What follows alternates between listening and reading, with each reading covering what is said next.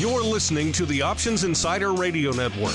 For more quality options programs, visit www.theoptionsinsider.com or search for Options Insider Radio Network in your podcast provider of choice. Listeners can also access all of our programming through our mobile app, available in iTunes and on Google Play. Don't forget to follow along with your favorite programs and submit your own questions for the hosts at twitter.com/options, facebook.com/theoptionsinsider, or via questions at theoptionsinsider.com.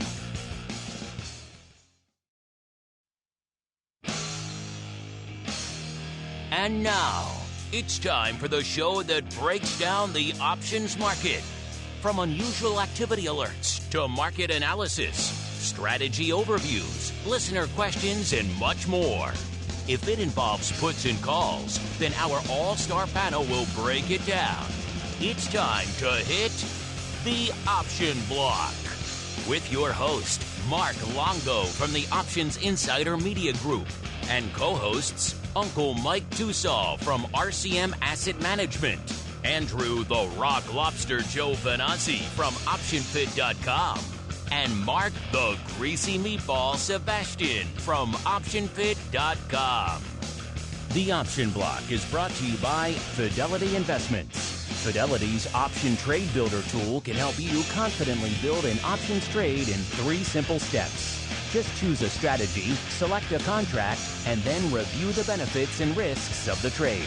Learn more about Option Trade Builder at fidelity.com/options. Options trading entails significant risk and is not appropriate for all investors. Certain complex option strategies carry additional risk. Before trading options, contact Fidelity Investments by calling 800-544-5115 to receive a copy of the characteristics and risks of standardized options. Fidelity Brokerage Services, LLC, member NYSE SIPC. And now, get ready to hit the Option Block.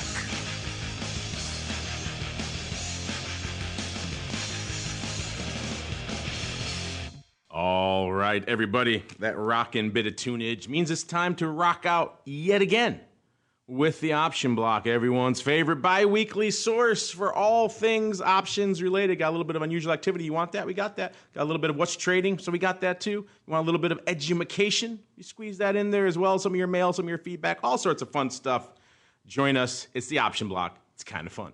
My name, as of course, is Mark Longo, and I'm joined by a cavalcade of characters coming from hither and yon all over the place. Let's spin the old wheel again, a metaphorical wheel. Don't ask me to come in the studio and see the wheel. A few of you have asked. It's a metaphorical wheel. There is no big wheel here that I spin, but let's just pretend in our minds that there is. And when I spin it, let's see who I land upon first. Let's go out to the hot seat. Let's go out to the Fidelity hot seat. Let's see who is joining us today. Yes, once again, it is Mr. Colin Songer from the good old Active Trader Strategy Desk. Colin, welcome back to the program. It's been a while, sir.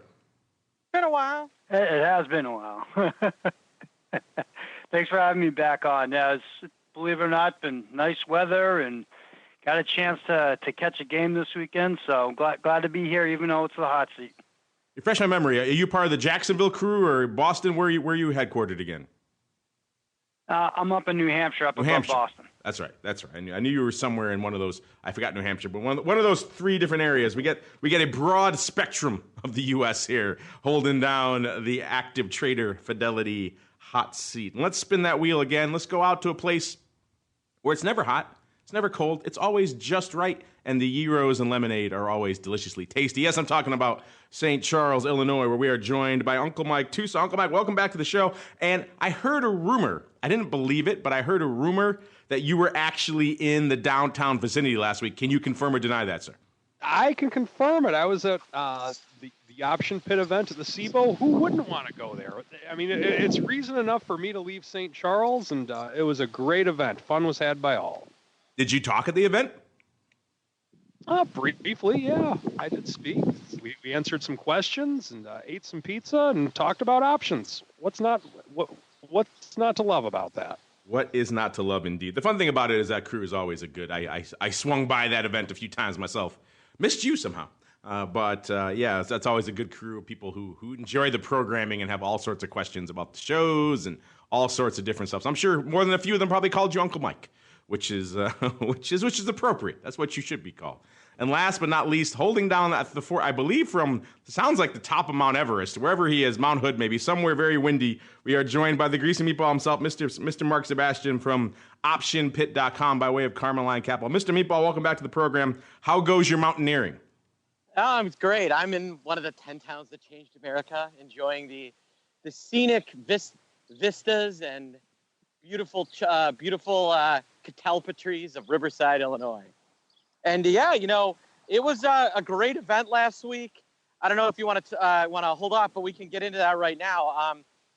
Mark, you came out on Wednesday. We did a live podcast at Gibson's. It was you, me, Steve Place, Andrew. We had some steaks. We had some drinks.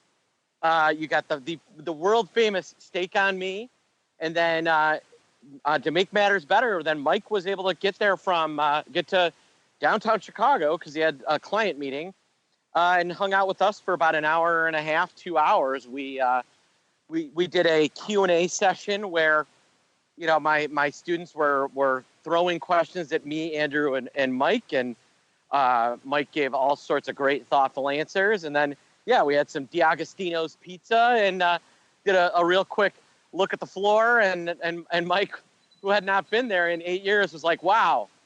It's, I can see why they're selling the building. It's kind of sad, isn't it, Mike? It's one to where I remember going there 15 years ago and everybody saying how dead it was 15 years ago. And every year it kept getting deader and deader. And then since I've been in my St. Charles bubble the last 8 years, I had not been there, but it's you got the SPX pit, and that's pretty much it. It kind of felt like some weird ghost town on a movie set or something. It was very, it was quite a unique experience, to say the least. Yeah, I think unique is one word for it. Sad, a pale shadow of its former glory, maybe other ways to describe it. The literal bones of the exchange are still up there. They leave up the white brackets that used to hold the monitors and the screens. The screens are all gone. The crowds are all gone, but the bones are still there, which makes it even more almost sad in a way. So yes, if you spent some time down there in the go-go days of the crazy time, the height of the madness certainly was the late 90s into the early 2000s, but there were crazy times in the 70s and the 80s and everything as well. You spend any time down there in those time frames, to see it now, it is a bit sad. So let's instead of dwelling on sadness, let's keep on rolling right on into the trading block. It's time to break down the latest topics, trades, and trends in the world of options. It's time for the Trading Block. All right, everybody, welcome to the Trading Block, the part of the show where we talk about what the heck is trading, what is going on in the world of options, and all of that fun stuff. Coming into Showtime today, it seems like it's funny. They put out a lot of crazy tweets over the weekend. They also put out some good ones right on, I think it was like early Saturday, where Trump says pretty much, hey, trade war in Mexico, kind of off the table, we're good. And that would have been a nice one on to have during the trading day, at least for the bulls out there. We got it on the weekend instead, which means there's always time for the other shoe to drop. And I think the joy, the exuberance got somewhat mitigated, but not a ton. We're still up pretty strong coming into today's show here. The Dow, the laggard, yet again, up a mere 0.6%. S&P up a little bit more than 0.75%, and the NASDAQ pretty much doubling that, up about 1.5%. So just a robust upside in the tech land. Maybe they're saying, hey, all these import duties on things we import through Mexico and produce down there, that's probably a good thing for us. Apple's certainly feeling the love, up about 2% on today's move today. Amazon up nearly 4%. All sorts of big tech names feeling the rally ho. Even Tesla up 9 handles, back north of the 200 level, up about 4. It's like almost 4.5% out there. So a lot of love. Facebook up about 1.5% at about 176 even. So yeah, lots of love across the board out there. All this love means our friend the VIX Cash is kind of interesting to watch all things VIX of late. So we talked about it before on Ball Views. Again, if you haven't listened to that show in a while, I encourage you to check it out. I know a lot of you newcomers coming in all the time, so we love to see you on all the different shows. But that one, we've kind of just been remarking for a while on just how eerily flat the VIX futures curve is and remains. I mean, you could roll from July to December and actually get paid, which is a fascinating prospect when you look at the last couple of years of the market and how the end of the year has played out here. But today we're kind of, I would never say we put a floor in because that's madness. And I know once you say that, you're going to blow right through it. But it does seem like, at least for the near term, we are kind of hovering. We are kind of sticking around this 16 level. We break through it a little bit, then we kind of bounce right back to 16, then we break through a little bit to the downside, bounce right back. We're kind of in that narrative again, right around 16, like 16 and a quarter right now. So we're maintaining those levels. And we even saw that on Friday again as well. You know, we saw post non-farms. Usually there's a little vol coming out. Going into the weekend, you're going to see some vol coming out. And we didn't really see a ton of that. So it seems like, at least for the near term, everyone's kind of playing the wait-and-see game, and we're kind of hovering at these levels. But still, from where we were, about a week ago or so, it's off about 3 handles from there. We're at a little bit north of about 19 and a quarter, at about 16 and a quarter right now in VIX land. Our old friend VVIX has been moving as well. That's, of course, the volatility of volatility, a confusing but an interesting concept nonetheless. That's off about 12 handles from where it was. They're at about an 84.5 coming into showtime. We were at about an 96, almost 97 on our last show. So things have quieted down a wee bit on that front, but still not exactly quiet. They're still waiting for that other shoe to drop. So let's go back around the horn the way we came. Let's go back the opposite of that, let's say. Let's go back. Let's start in the land of very, very greasy meatballs. Mr. Sebastian, sir, what is catching up your tape? What is catching your... And do you agree with that? Do you think like the floor, at least for the near term, is here around 16? I know we picked lower for Friday, but at least for the near term, around these levels? Yeah, I think you have to look at how much the market's moving around. At the peak of the market today, we rallied 155 points in 5 days. That's $31 a day. To consider we started at 2740, that's moving about 1.2% a day. That's going to be close to 17% realized volatility. In fact, realized volatility over the last 10 days is over 16. Realized volatility over the last 20 days is over 16. The last 30 days is around 15. So I think what we're looking at is maybe there's a little, this has less than we'd like to think about China and things like that, and more about just the fact that the market is really moving around. It's moving around a lot. That would explain, that kind of explains why we're at this 16 VIX. The market is paying for that VIX. But it also explains why the VVIX would be getting crushed, because with the market paying for the VIX, but on a rally, then there's not a lot of, you don't really, you want to own SPX premium, you don't want to own VIX premium, right? Because if the market slows down, then, that gamma will kind of pop, and maybe, those final couple of moves will pay the gamma. But, yeah, you don't want to own volatility when a lot of volatility exposure when the market is paying for itself. You want to own gamma. And so that is going to kind of explain how VVIX can get absolutely destroyed and start to threaten 80 again, and VIX itself doesn't seem to want to die. Will that last? I don't think the market is going to stay moving at 16.5, 17 vol. But, it's going to take us 2-3 days of not rallying, to maybe even a little bit of a sell-off. We're set up for a 1 or 2 day sell-off of, I don't know, small. Just a little bit of money coming off the table and VIX dropping. That's how I was feeling too. It does seem like they're kind of pricing in another kind of few moves to the downside here in the near term, right? And then you're right. Then I think once all that's kind of baked in, we might see it might even happen the day of the sell-off, because it's clearly anticipated. But they've been doing that on all these sell-offs, right? Vol has been perky on the way up and absolutely hated on the way down. So and really, we rallied like a sell. You would normally expect a sell-off to happen, and we sold off more like a rally. We that sell-off we took. We can say. Well, I'll say it was a little faster than the stairs.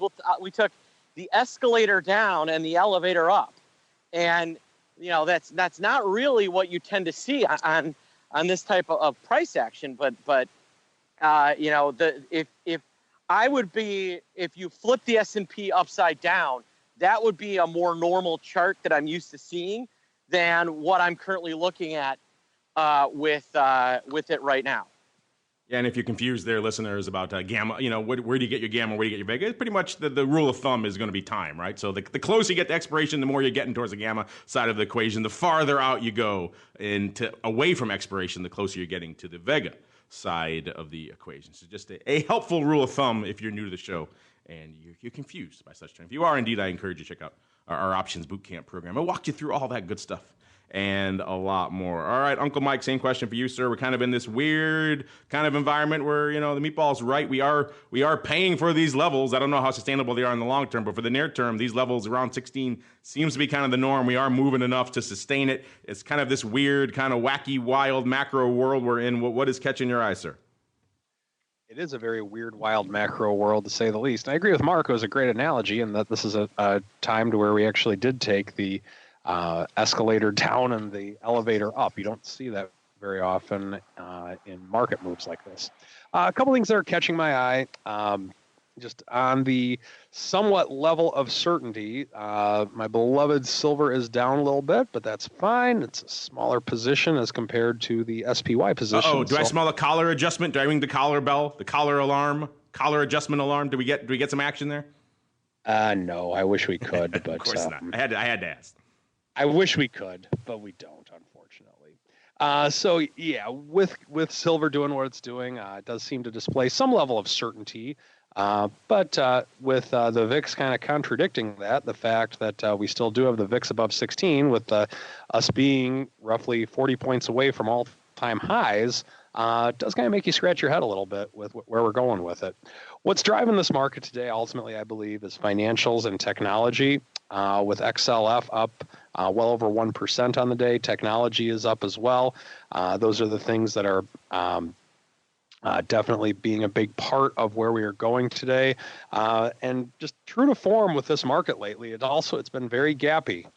This actually, if you look at the futures from last night, the futures were actually up 30 briefly last night, right at the open. And then they settled down to being plus 15 for the most part in the overnight marketplace. And I'm referring to the S&P futures. But a lot of this move has happened from the overnight trading on the futures. So I think just when you have something like that from a Sunday night, I think it does point to the fact that this is definitely being driven by the Mexico announcement. And then the other thing that I thought was unique today, we actually saw President Trump being on a phone interview with CNBC. You don't actually see him doing a lot of phone interviews on CNBC. So I thought that was pretty neat to watch as well. So I think most of this is macro, as with anything. But the other thing to be very not concerned, but the thing to be very aware of is that we're knocking on the door of the all-time highs in the S&P 500. And whenever we have something like that, you need to watch this very closely. That's what I'm seeing. All right, and back around the horn again to the Fidelity hot seat. Colin, I'm sure these days markets are moving, things are happening. There's all sorts of different movements, Dow versus S&P versus NASDAQ versus VIX. So I'm sure the phones are lighting it up over there in Fidelity land. What are people calling up to the strategy desk about these days? And what are the Fidelity folks, what are they up to? What are they trading these days? Yeah, so this is directly from our website. I pulled out, really what the customers are trading. And top of the list was Beyond Meat, made the top of the list here. They hit better than expected quarterly earnings. Their IPO price was $25, and right now it's trading $167.16. So it's up 28.5, over 20%. So pretty amazing that the jump that we're getting out of that. Call to put ratio, when I brought up the option statistics, was for every one call that was being traded, there's 1.05 puts, which is, when you compare that to the average volume, it's 1.24 calls, so one put, based on that average volume measure. So I thought that was pretty interesting.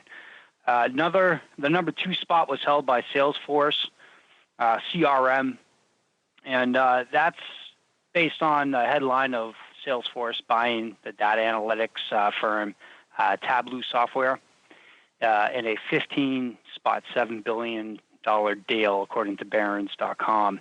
And right now, CRM is trading right around its 20-day moving average. It's above its 200-day moving average, but it's actually below its 50-day moving average. So price is kind of hovering around that 20-day moving average. When I bring up the option statistics on it, the call-put ratio is 1.6 calls for every 1 put that's traded, compared to an average of 1.51 to 1 put being traded. So a little bit of a higher tick in the call volume. And then next making the list was Advanced Micro Devices, AMD. So they got another buy rating, or reiterated their buy rating from Bank of America, lifting the price target from 35 to 40. So AMD is hitting a new 52-week high today, where that last high was back in September 13, 2018. So, had to turn back the clock quite a bit to see that. So call to put ratio is 2.55 calls to every 1 put that was traded, compared to a 1.62 calls to 1 put based on the average volume. So definitely an uptick in the call volume there for AMD. There is a usual suspect that did make the top 5, which was Amazon. And then the last spot was actually held by, household name Nova Bay Pharmaceuticals, where the headline reads that they offered the Avenova Direct on Amazon. So, which is symbol NBY, that's November Bravo Yankee, and it jumped above all its moving averages. Now, this one doesn't have any options that are available for security, but that's what our customers are trading. Yeah, it has been a fascinating week. I was looking at Beyond while you were talking. You mentioned it, and you're right up 28, nearly 29 handles just today, up 20%. So up trading at 167.5 pretty much. I will say this, Colin. I had my first Beyond Burger last week, and once I had it, I could maybe see what some of the hype. I don't know if that translates into this exact valuation, but I could definitely see what some of the hype is about. Have you had one?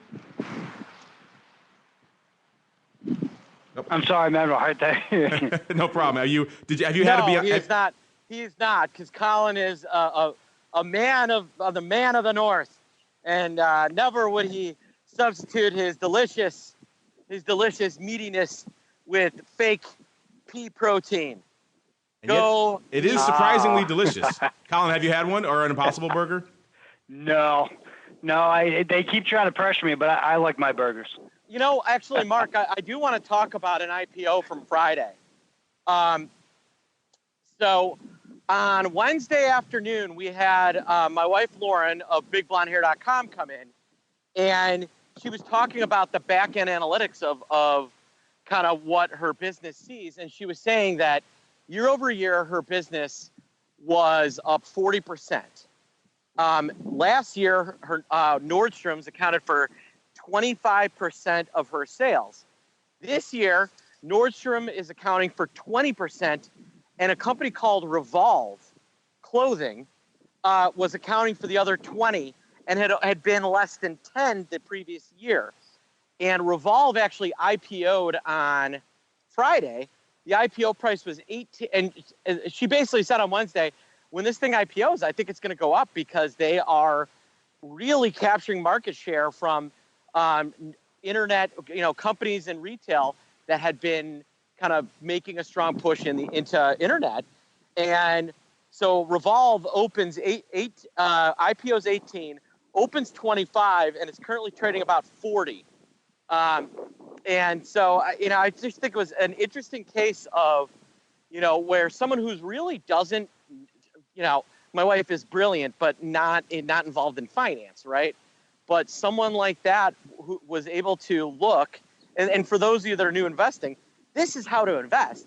She understood what a company did, understood what their edge was, and said, this is probably a name that's going to go higher. And lo and behold, they did. So it was interesting. We probably did kind of 5 big trades at my option pit event, and this was, if not the top, the second best trade of the whole week. Yeah, I'm not that familiar with it. I'm looking at it right now, listeners. It's Revolve. Ticker symbol is RVLV, if you're not familiar. Hovering right about a 36 right now. But yeah, it went public at, looks like around a little bit north of 25, about 26. So it's up 10 handles. It actually spiked in the interim up to nearly 43, about 42 and 3/4. So it's had a good little run here. Like I said, this is not a name I'm to talk about. Revolve using Instagram and influencers. So there you go, Mr. Meatball. That's obviously a big part of what they're up to. And clearly that approach is working. So maybe an interesting one. Beyond Meat, Revolve. Hopefully all these ones will be optionable in the near future, and we can get going. Even though Beyond obviously is optionable now, but Revolve not quite yet. Speaking of optionable, let's hit really quickly before we go on into our odd block. Kind of a light odd block today. Not a lot, even though there's some decent volume, not a lot lighting it up. I'm coming in, that's kind of in line with today's day. You know, we're seeing decent moves in the indices, but we've seen this before now, right? When you've seen it before over the past couple of weeks,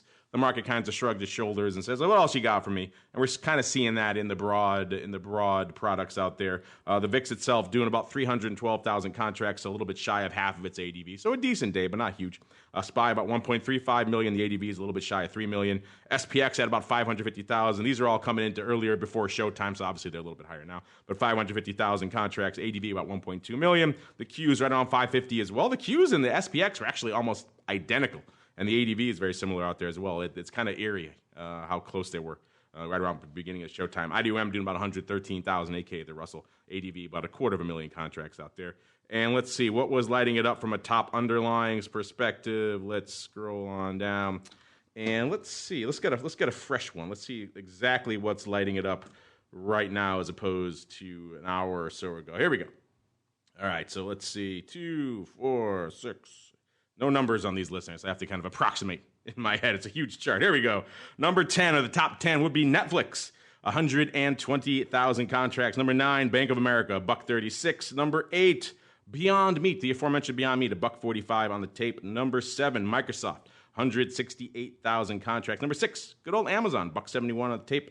Number 5, Baba, 228,000. Number 4, Tesla, nearly 250,000. Facebook, a little bit north of 250,000, 251,000 for number 3. Numero dos, Apple, 402,000. Number 1, Mr. Colin just mentioned them, AMD, 410,000 contracts on the tape. Looking at the top 10 here, where the biggest bias is, calls or puts, it appears to be Netflix, and it appears to be to the call side. 71% of that, 120,000 contracts coming on the call side of the ledger. All right. Let's keep on rolling now. Get to some. Always really quickly touch on what earnings we have this week. It's still some earnings coming off, even though it's kind of light.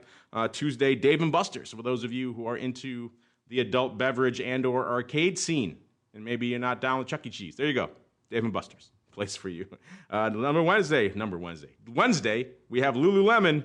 Another one I'm sure your wife is a big fan of, Mr. Meatball, coming out. They of the infamously sheer yoga pants. I think they moved beyond that now, but it's always fun to say nonetheless. And Thursday, if you're into broad telecom, then Broadcom. It's got you covered over there on Thursday. Also, Duluth Trading before the open. An interesting store. Kind of on the other side of the clothing spectrum from what you were just describing. That is for the hip ladies. I don't think Duluth falls into that camp. But interesting stuff nonetheless as we keep on rolling right on into the odd block.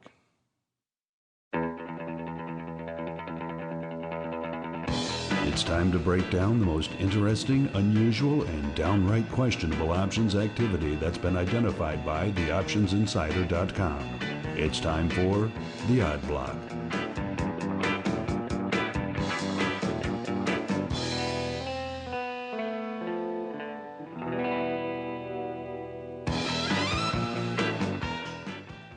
All right, everybody.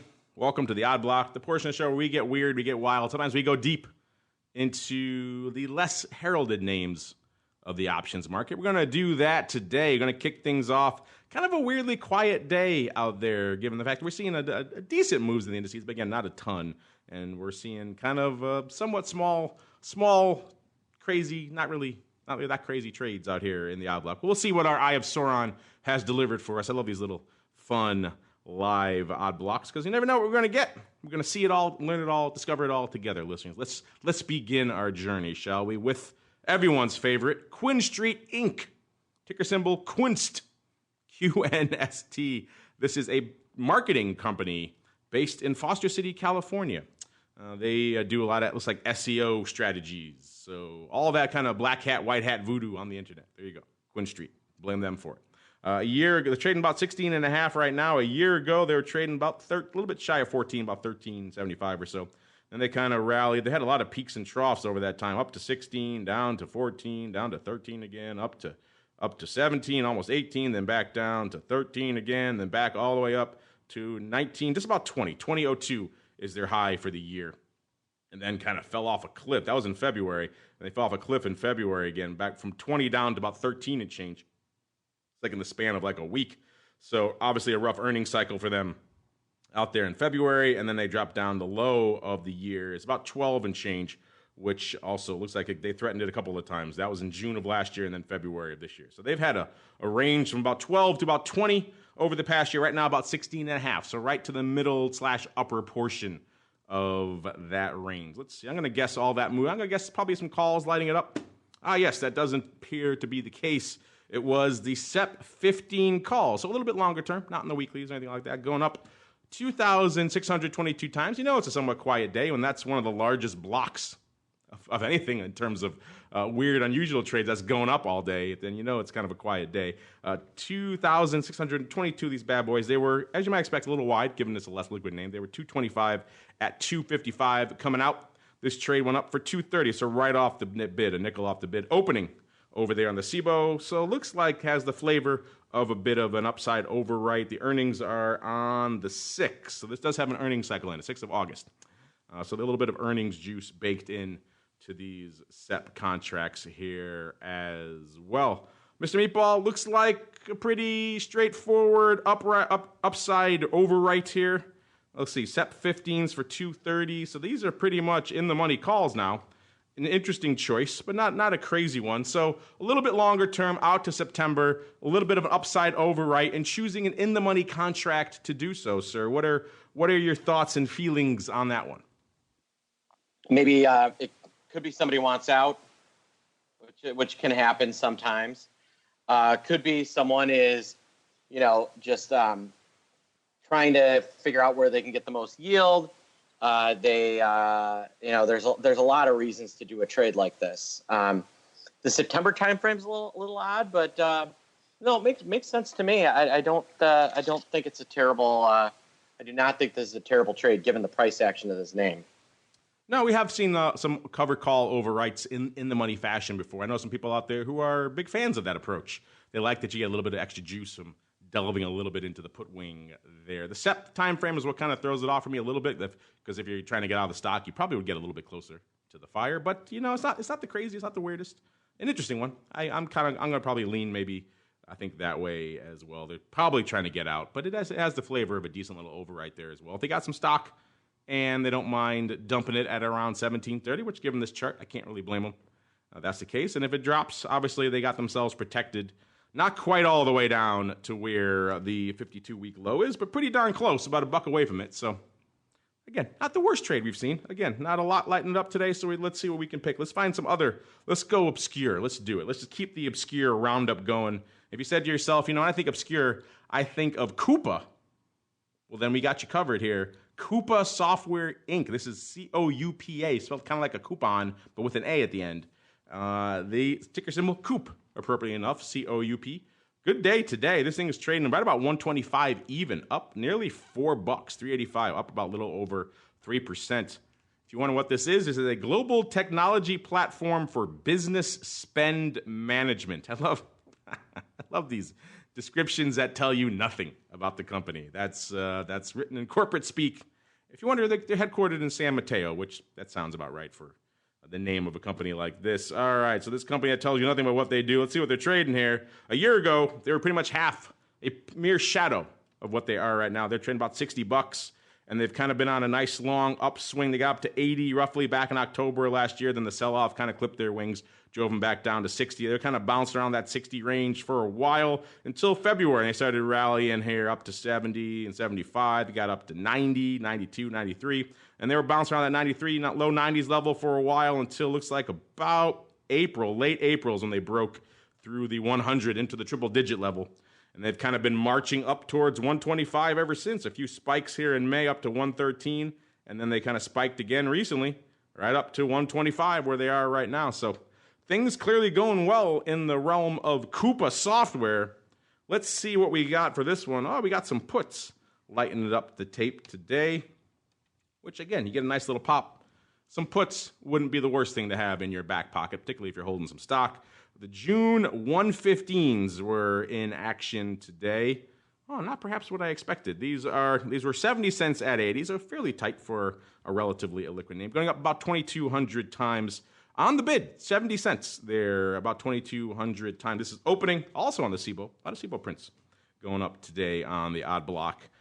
These have earnings on the 3rd of September, so no earnings baked into this. It looks like the earnings has already happened for this name here. So on the bid puts at the 150, I was not expecting. I thought there was I was expecting someone was coming in to perhaps lock in some of those recent rallies. Things doubled over the course of the past year, so a few puts in your back pocket. I don't know if June is where you want to go. You probably want to push those out a little bit, but so it looks like it has the flavor of a little bit. I don't see any stock going up with this, so it looks like on the bid, I'm probably going to go out on a limb and say they probably sold these.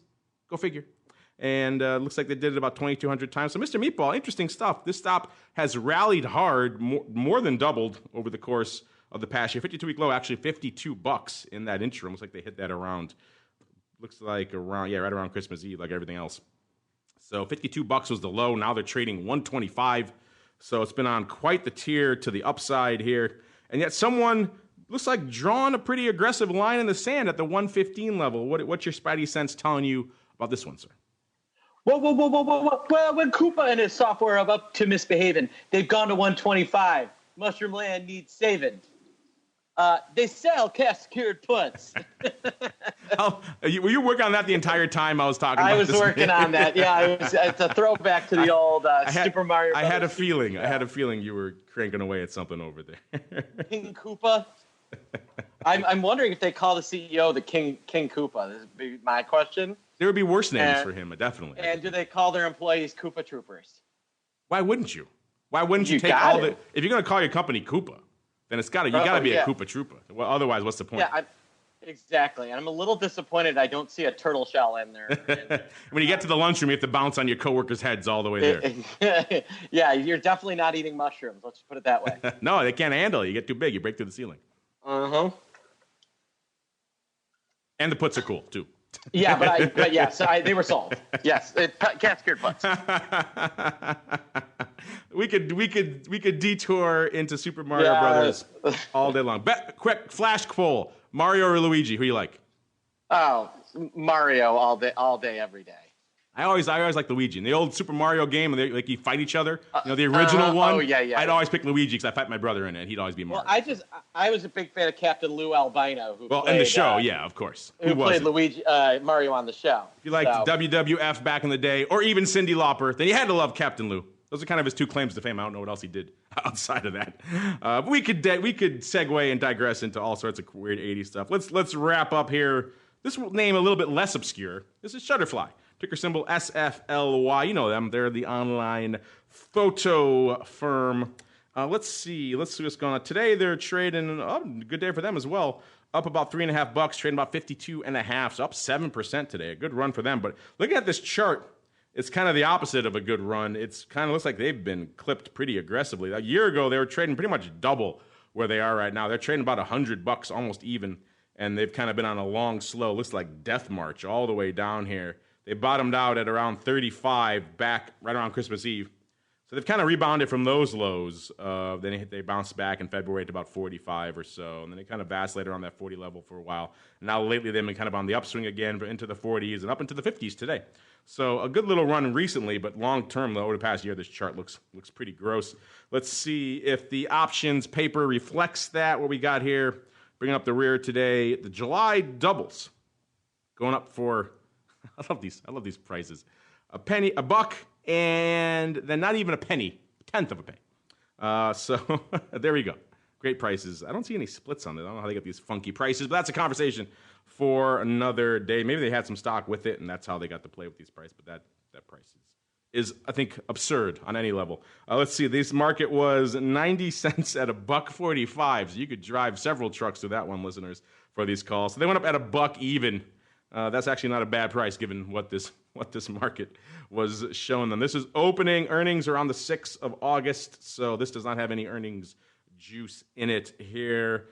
July doubles, let's see, for $1. Looks like Mr. Meatball, they're drawing a little near-term ceiling on the stock, and if it bounces up to 56, they don't mind getting the heck out of Dodge. You on board with that? Oh, I think the Coupa Troopers have got him. No, yeah. Yes, I'm on board with that. Are they bouncing on your head again over there, the Coupa Troopers? Nah, they were. I jumped on one of them and I was running behind a shell trying to take out the mushroom. Yes, got to stay behind the shell as long as you can. That's pro tip for you listeners from a game from like 30 odd years ago. All right, let's keep on rolling. It's Monday. It's time for a bit of strategy. Right on into the strategy block. It's time to dispense options, wit, wisdom, and education. It's time for the Strategy Block. All right, listeners, it's Monday. It's time to break down a bit of strategy in the world of options. What better place to do that than the Strategy Block? And you know, Colin, when you were telling me what you thought about and what your suggestion was for the Strategy Block today, I got to admit, I was a little surprised. But, you know, you're not the first one to bring up the subject of box spreads to me, even recently. It's kind of been, you know, for a while there, I know a lot of the trading firms out there were telling me they wouldn't even quote these things anymore. If you're not familiar with listeners, well, Colin will break them all down what they are in a minute. But we used to do them a lot in the S all the time, other places. They're kind of just institutional interest rate carry plays effectively. And we used to, they're very wide. They tie up a lot of capital on the strikes. And that was the problem for a lot of market making firms out there. The capital rules in the space now have gotten so out of whack to any real risk of the position that they just wouldn't even quote them anymore because there was no profitable way to really make markets on these things and actually account for the amount of capital you had to tie up to keep the position on your books. But this is the first time I've heard someone in the retail space telling me that people are interested in boxes. So I'm curious, Colin, what is it that brought this to the fore for you? Are people actually calling up the hot seat there, and are they asking about boxes? Is that what's going on? Yeah, so it's not as much as we're getting an influx of calls to our desk about this. It's more of we're getting inquiries to our desk, which I'm very surprised that we are.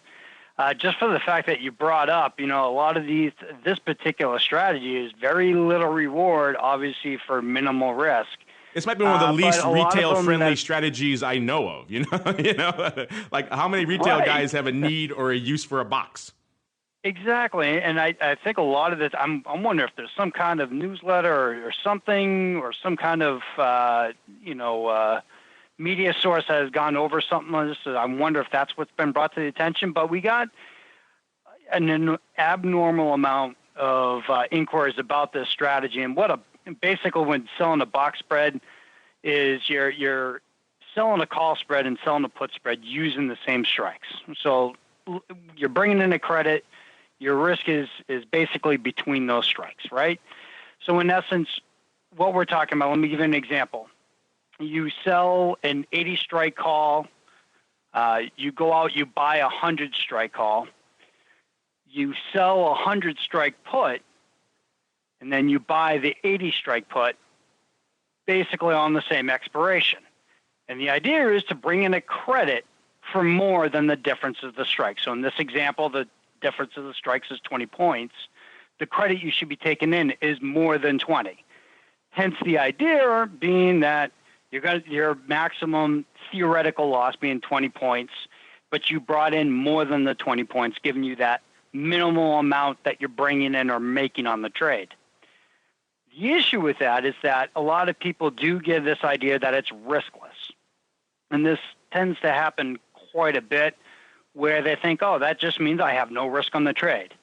Well, if there's a reward, remember, there's always a risk. Even if it is minimal, there's still a risk. So I'm here to remind people out there about make sure if it looks too good to be true, it is. As an example, one of the risks involved with this trade, especially on the call side, so if it goes much higher than the strikes that you're using, you know, the idea that assignment on this particular strategy really is a risk involved, especially if it's a dividend payer. That can really be more than the amount of reward you're getting out of the trades. You want to make sure you're keeping that in the back of your mind when opening up these spreads, that you plan appropriately, seeing any events coming down. But one of the things that people overlook, especially lately when it was brought to our attention, to our desk, is that there have been several occasions where the box spreads end up going deep in the money, and especially on the call side. So they end up getting assigned on the call, creating a short in the account, or selling shares without owning them, which means you have to go out and borrow them. It's called short selling. So in case, if these are hard to borrow, we just call it a neg rate, which is it's a rate that's charged for holding short shares in your account, because it is hard to borrow and hard to find these shares and locate. So you have to hold these shares to allow the box spread to play out.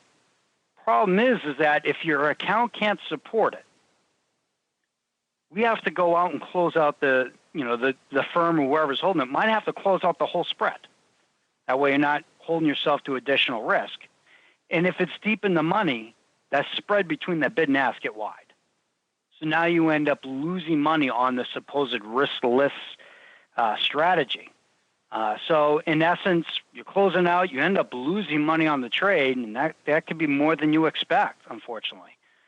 And a lot of times when that happens, when people view it as riskless, they tend to lever up the position and buy more contracts than they'd be comfortable of holding those shares in the account.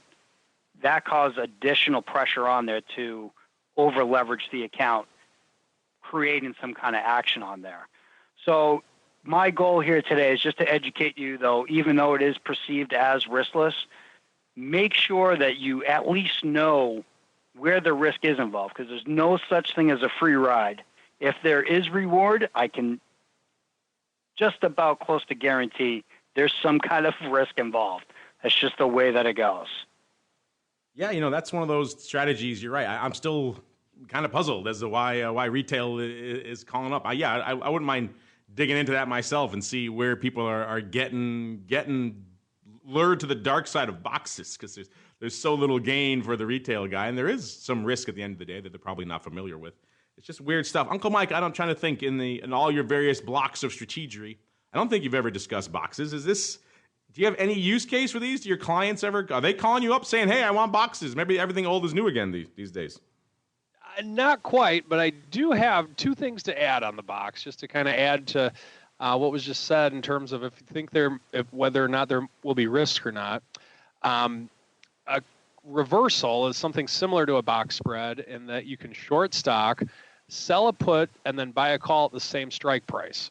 And so I had a client call me once. This is like one of my first days working at Options Express. They just had me man the trade desk for an hour or so because someone wasn't there or something. I forget what it was. But anyway, a guy calls me, said, can I get my margin increased? And I said, well, okay, I can look into that for you, sir. But just out of curiosity, why? He's like, I have a guaranteed trade. And I'm like, oh, really? And so he explained to me the trade. And what he was doing is he was shorting stock. He was selling a put against the short stock, and he was buying a call, a reversal. And so sure enough, I do the math. This gentleman is absolutely right. He would have had, based on the maintenance requirement for the short stock, he'd have had a guaranteed 6% within about 2 days. However, there was one problem with that. The stock paid a dividend, and the dividend was coming due. And so once I explained that to him, I said, sir, after doing this math, it is a guaranteed trade. If you put on the trade at these prices, this is what you're seeing on your screen. Yes, sir, it is. So he's like, okay. If you get filled at these prices, it is guaranteed that you will lose 1.5% over the course of a week. And so he didn't believe me at first, but I explained it to him, and then he moved on. So that's one case to where you need to be aware of that. If you just add to the adage, if it looks too good to be true, it is. Second thing I want to say on this is when I've actually done box spreads with retail accounts. So with Reg T, you still are not allowed to get into or get out of a position in the same day. You can't because of settlement issues. So there's occasions that what I'll do is the way with which I'll trade my SPY strategy is that some people are in the strategy doing 2 contracts. Some people are doing several hundred contracts. We all trade side by side. We're one big happy family. But for the people that have money in an IRA that maybe don't have as many contracts, I can't afford to get them day trader status because their account size isn't big enough. So let's say that I put on a put spread one day and it's going against me and I want to get out of it the same day because the market's just moving that quickly. Well, if that's the case, if I close that put spread, then I will get a day trader warning, like any broker would or would give you, because if you make more than 5 day trades in a certain period, then you're basically forced to become a pattern day trader, and you're for the clients that don't have 25,000, you're put on the naughty list.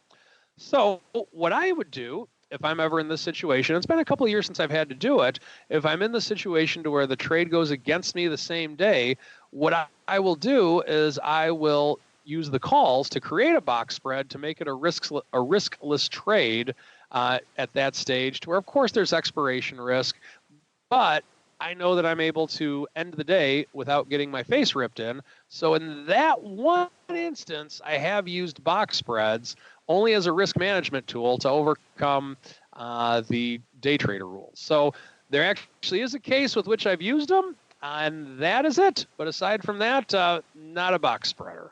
I'm surprised you had that much to say on boxes. It's a very, shall we say, esoteric strategy. You don't hear about it much, but all of a sudden, in the last week or so, I've had a couple people mentioning boxes. Maybe that's some of that. Of course, we're in the rates environment we're in right now. Boxes, obviously, a rates play. Maybe the fact that just rates are on everyone's mind. People talking about boxes. I don't know what it is, but either way, people have some boxes on the brain. Meanwhile, it's time to see what we have on the brain. Let's keep on going into Around the Block. It's time to tell you what we'll be watching on our trading screens until the next episode. It's time for Around the Block. All right, everybody, welcome to Around the Block. Not a lot on the calendar this week in terms of numbers. We obviously had non-farm. It's one of the bigger ones last week on Friday, and it was kind of, as I like to say, a bit of a resounding, market not really doing a heck of a lot with it, rallying a bit, but non-farm's not exactly the market mover that everyone's watching these days. Everyone's really is watching still the macro. I touched on the earnings at the top of the show there, so not a ton there unless you're really excited about Duluth. But actually, I'm burying the lead. Breaking news right now, the thing all of us, I'm sure, are going to be glued to our screens for the rest of the week. I don't know if you guys heard this because you're very busy doing a show with me, but the breaking news that is obsessing the world right now, Justin Bieber just challenged Tom Cruise to a fight in the octagon. What do you think about that? Mr. Meatball, who you picking? Cruise versus Bieber. Who you got? Oh, he's in stunned silence. He can't even handle the notion of such a just abomination. I'm gonna take Cruise. I gotta say, I think that guy, he's 5'6". Justin Bieber is probably bigger than that. So Justin Bieber would have the size advantage, the strength advantage, and the age advantage.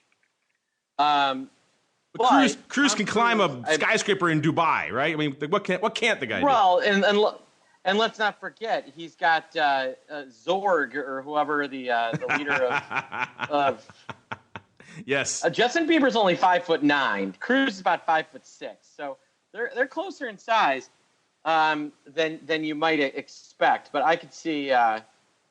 I think Tom Cruise is going to kick his butt because Tom Cruise knows all that ninja stuff. There you go. He's been trained for years. He probably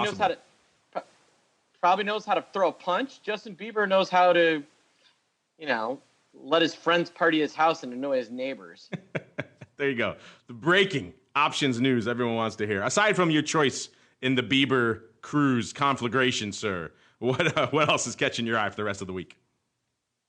I really want to see if we get a day or two of calming, or if we're getting set up for a nice kneecapping here on something.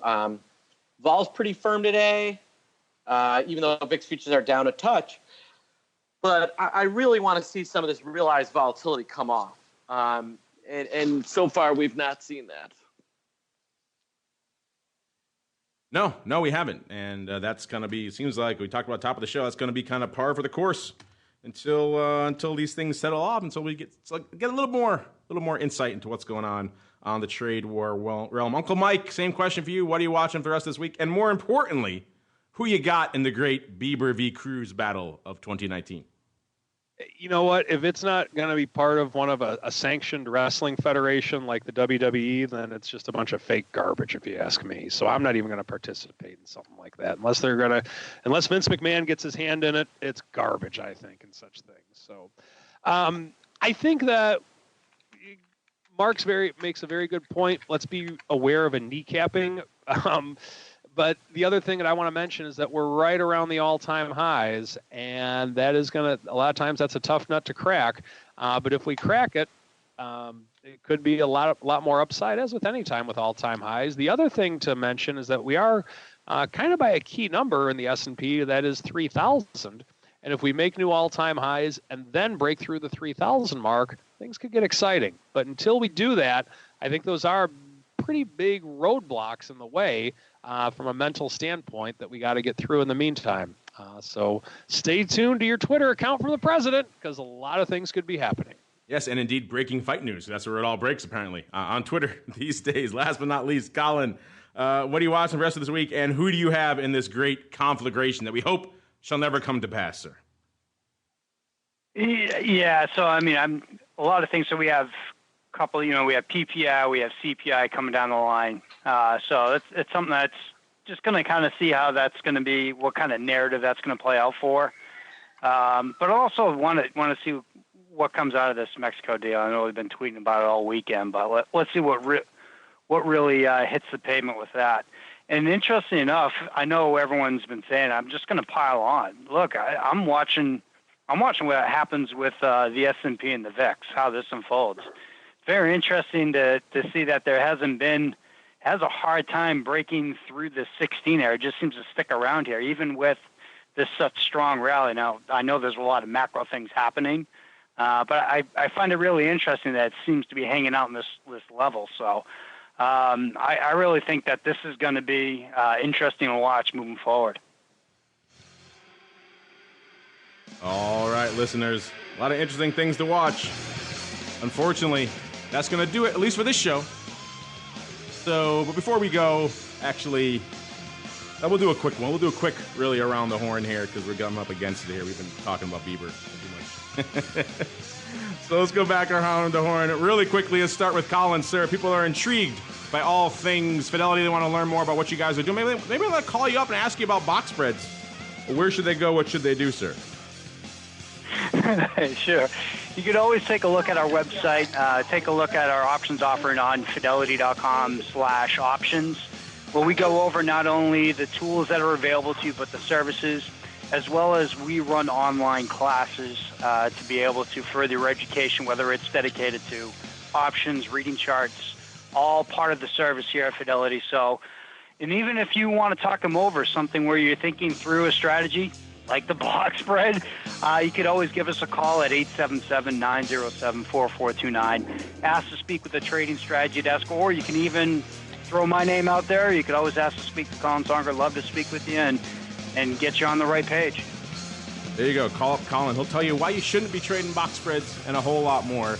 Fidelity.com/options is the place to go to kick the tires and light the fires, as they say. Mr. Uncle Mike, they want to call you up, maybe ask why they shouldn't do box spreads. Where should they go? What should they do, sir? By all means, go to my website for more information, stcharleswealth.com. We'll talk about anything from general investing, even box spreads, if you desire. Feel free to contact me. I'd love to hear from you. Do it, listeners. Call him up, ask him about box. Make him go off on length about box spreads. Maybe if you can show up at his office, he'll buy you a nice tasty and gyro and lemonade while you talk about box spreads. So there are worse things to do. stcharleswealth.com. It's a place to make it all happen.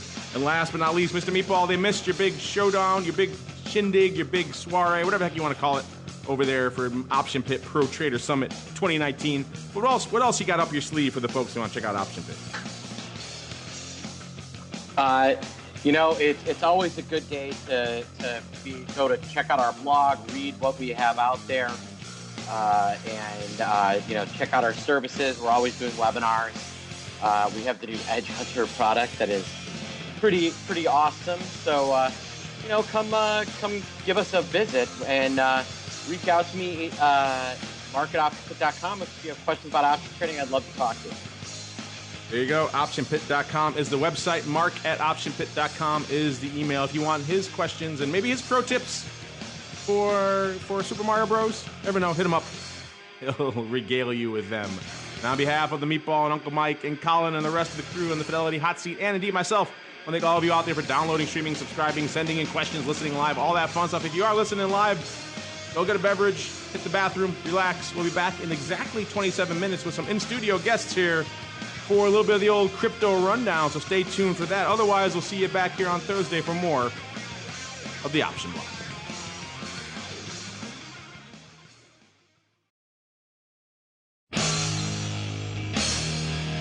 The preceding program was a production of the Options Insider Radio Network. For more quality options programs, visit www.theoptionsinsider.com or search for Options Insider Radio Network in your podcast provider of choice. Listeners can also access all of our programming through our mobile app, available in iTunes and on Google Play.